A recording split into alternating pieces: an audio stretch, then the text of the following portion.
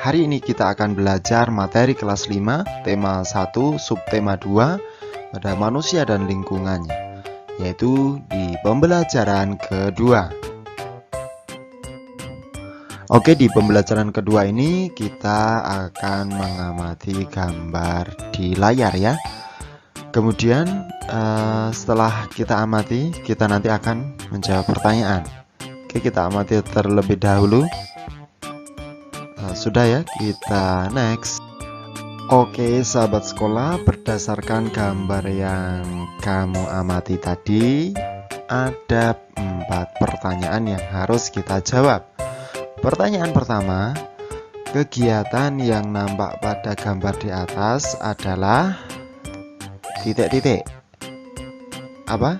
Iya, sepak bola. Kemudian pertanyaan kedua, kegiatan di atas termasuk permainan yang menggunakan apa? Iya, benar sekali, menggunakan kaki. Lalu pertanyaan yang ketiga, tempat yang aman untuk melakukan kegiatan tersebut adalah di mana? Iya, pinter semua sahabat-sahabat ya, di lapangan. Oke, kemudian untuk pertanyaan yang keempat, apa saja yang harus dilakukan sebelum melakukan kegiatan tersebut? Di persiapannya apa saja? Oke, sahabat sekolah, selanjutnya lanjutan cerita dari Benny ya di pembelajaran 1 kemarin. Nah, oke, kita mulai.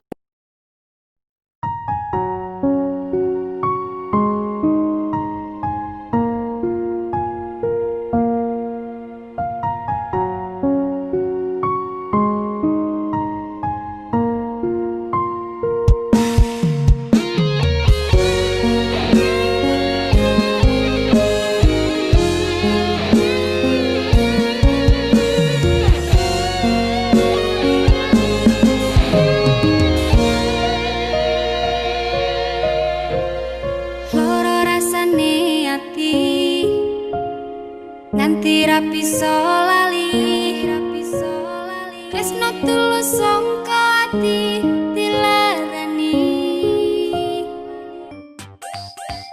Oke sahabat sekolah, saatnya kita mengamati.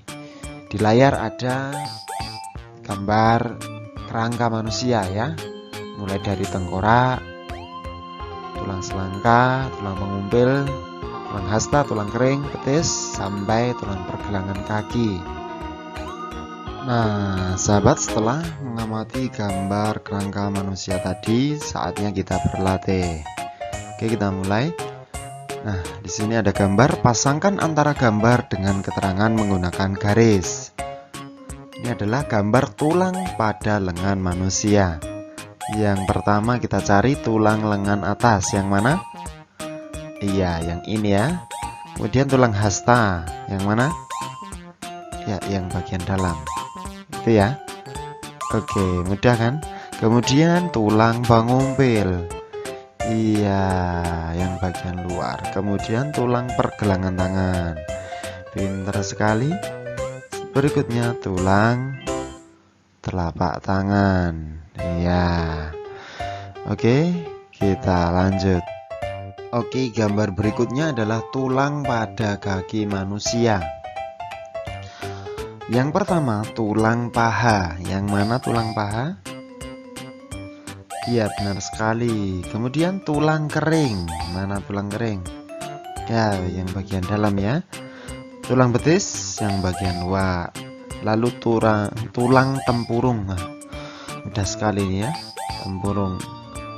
Kemudian tulang pergelangan kaki, yang tentunya di pergelangan kaki ya. Tulang telapak kaki ya di bawah. Dan tulang jari kaki, mudah sekali. Oke, kita lanjut. Oke, sahabat sekolah, kemudian di sini ada tabel, masih latihan kita ya. Tabel nama tulang lengan dan disuruh mencari fungsinya. Fungsinya apa? Yang pertama kita kerjakan tulang hasta. Tulang hasta fungsinya ya itu memungkinkan pergelangan tangan untuk memutar. Kemudian tulang atas ya. Yang kedua tulang atas sebagai tempat menempel otot utama yang menggerakkan bahu, dan siku. Oke, yang berikutnya fungsi tulang pengumpil. Untuk apa? Sebagai tempat menempel otot lengan yang akan menggerakkan tangan, terutama tangan bagian bawah. Nah, semua ada fungsinya ternyata ya. Berikutnya tulang pergelangan tangan. Fungsinya untuk menghubungkan tulang jari atau phalanges dengan tulang pangkal tangan atau carpals. Berikutnya, fungsi tulang telapak tangan itu sebagai pemberi bentuk tangan, juga menghubungkan tulang pergelangan. Mudah sekali kan? Nah, untuk selanjutnya ini ada tulang paha, fungsinya untuk apa? Tulang kering, tulang betis fungsinya apa?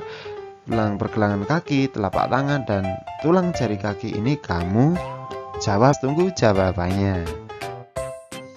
Oke, sahabat sekolah, saatnya kita membaca. Kita baca teks di layar ini ya. Judulnya Penyandang Cacat yang Sukses. Sidik lahir dengan kondisi yang memprihatinkan. Dia tak memiliki kedua kaki mulai dari pangkal paha. Boleh dibilang tubuhnya hanya separuh. Sebelum menggunakan kursi roda, dia mengayunkan dua tangan guna menyeret tubuhnya untuk berjalan. Meski tubuhnya tak sempurna, sejak kecil Sidik tidak pernah mau merepotkan orang lain. Ia selalu berusaha melakukan semua aktivitasnya sendiri. Dia juga tidak mau dipapah untuk digendong. Saya tidak mau dikasihani orang. Saya ingin sukses bukan karena orang kasihan kepada saya, tetapi karena kerja keras saya, katanya Lugas. Setelah bertahun-tahun bekerja di Yayasan Siwa Prasidya Purna tetapi tidak menghasilkan materi berarti, Sidik memilih keluar dan mencari pekerjaan lain. Dengan bekal ijazah diplomanya, dia diterima di sebuah perusahaan kontraktor sebuah staf personalia. Tapi belum lama dia bekerja, krisis moneter tahun 1998 menghantam dan perusahaannya terpaksa tutup. Maka dimulailah periode Sidik menjadi pengangguran. Tetapi dia tak mau lama-lama menganggur. Sidik mulai mengikuti berbagai kursus keterampilan yang diadakan oleh Pemda DKI bagi penyandang cacat. Salah satu kursus yang memikat perhatian Sidik ialah kursus membuat kerupuk dari singkong. Modalnya ketika itu sumbangan dari Pemda DKI sebesar 1 juta rupiah. Bersama istrinya, Sidik kemudian memulai usaha membuat kerupuk dari singkong. Dulu belum ada merek, plastik pembungkusnya masih polos, katanya.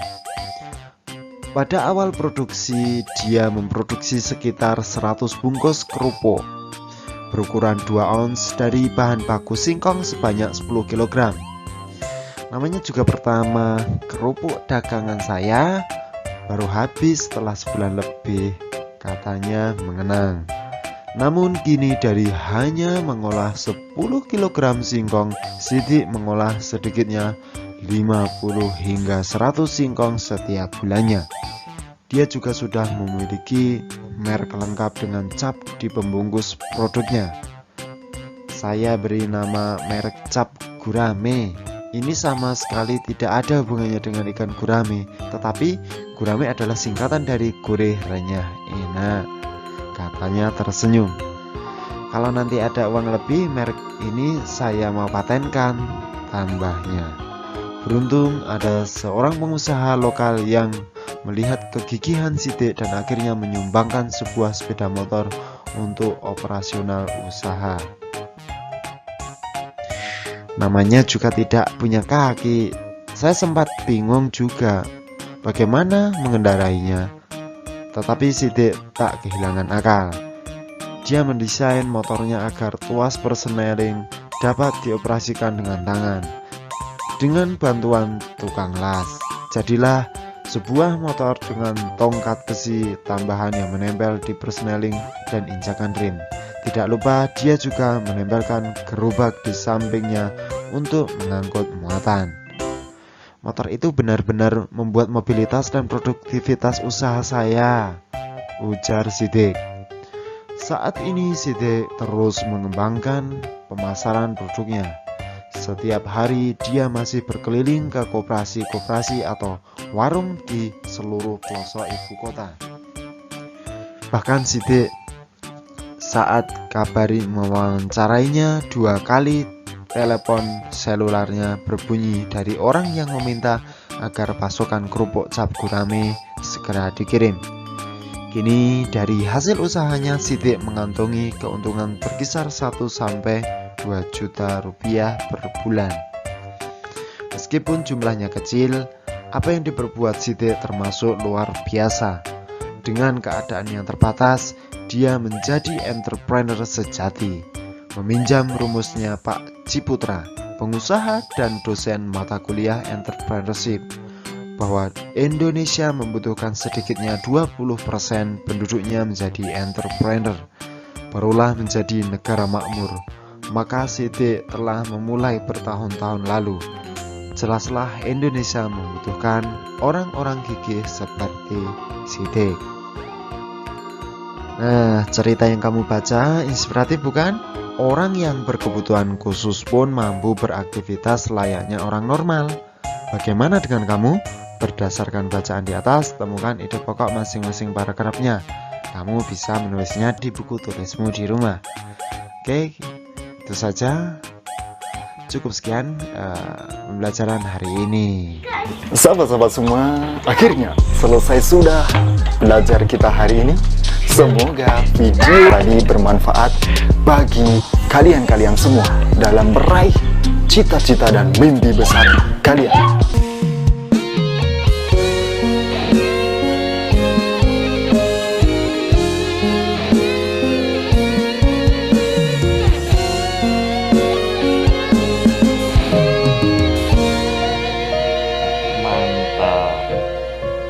Cekap semanten atur kula pilih wonten klenta-klentu anginipun matur kula nyuwun agenging pangapunten. Wassalamualaikum warahmatullahi wabarakatuh.